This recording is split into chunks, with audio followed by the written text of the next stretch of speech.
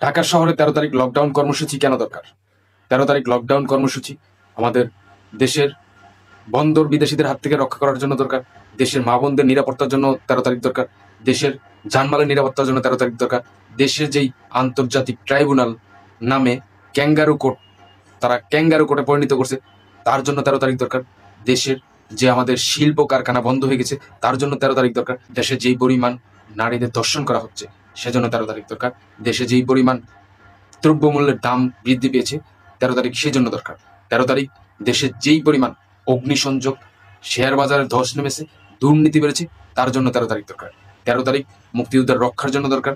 13 তারিখ এই বাংলাদেশের সার্বভৌমত্বের জন্য দরকার। 13 তারিখ আমেরিকার গোলামি না করার জন্য দরকার। 13 তারিখ বাংলাদেশকে জঙ্গিদের হাত থেকে রক্ষা করার জন্য দরকার। 13 তারিখ এদেশের মানুষের ভোটাধিকার ফিরে দেওয়ার জন্য দরকার। মনে রাখবেন, এই 13 তারিখ লকডাউন কর্মসূচি শুধুমাত্র আওয়ামী লীগ কিংবা যুবলীগ ছাত্রলীগের নয়, এদেশের আপামর জনগণের জন্য 13 তারিখ দরকার। আপনারা আসুন, ঢাকার লকডাউন কর্মসূচি সফল করুন, দেশবাসীকে মুক্ত করুন।